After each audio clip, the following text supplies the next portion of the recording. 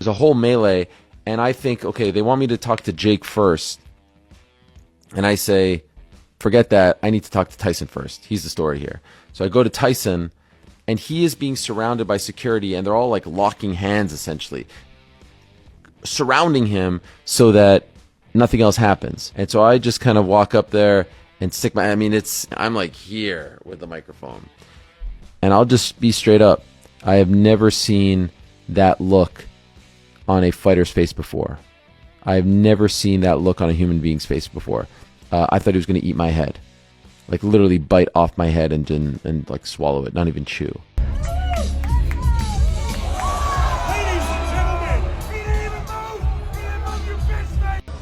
Over. Why did you push him there?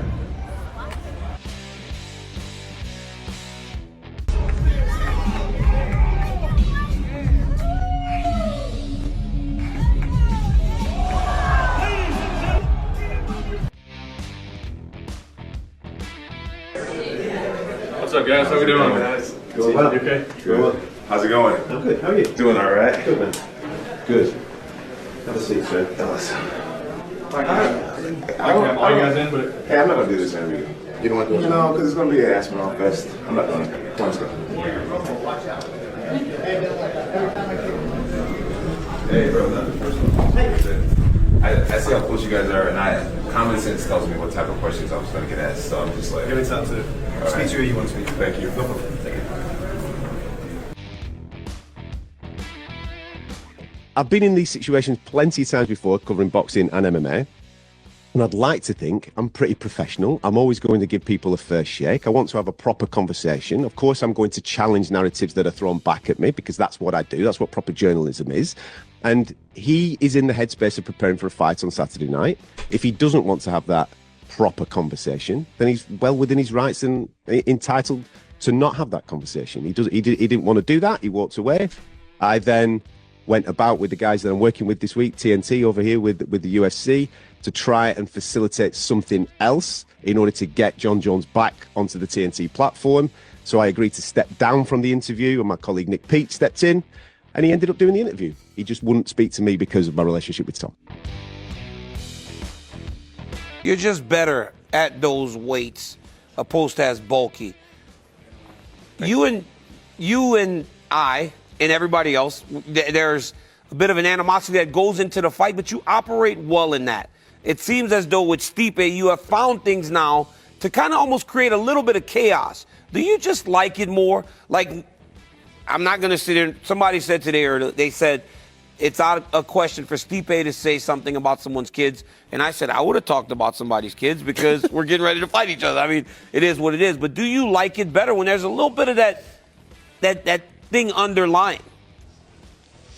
It's hard to say, DC. You know, I remember when you and I were fighting, I was just so passionate about it, you know, and like I didn't want you to have one day over me in training. You know, I remember, I think we both trained on Christmas Day, trying to beat each other.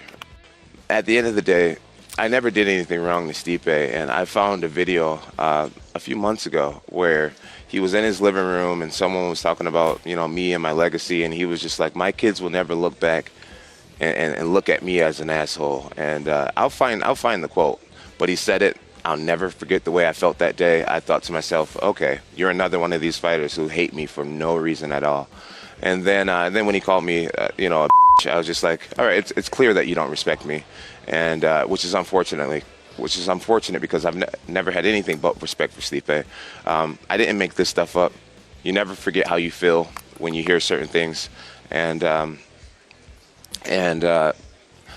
animosity or not, you know, I'm grateful that whenever I step into the cage, I can set all emotions to the side and focus on what is what, and that's skills, tactics, timing, having fun out there. You should have asked to be at the press conference, Tom. You should have stole the show. If you really want to get these guys to fight you, are you going to get an opportunity to walk into the cage on Saturday night? Like, what is your plan to make yourself undeniable outside of just fighting? Wait.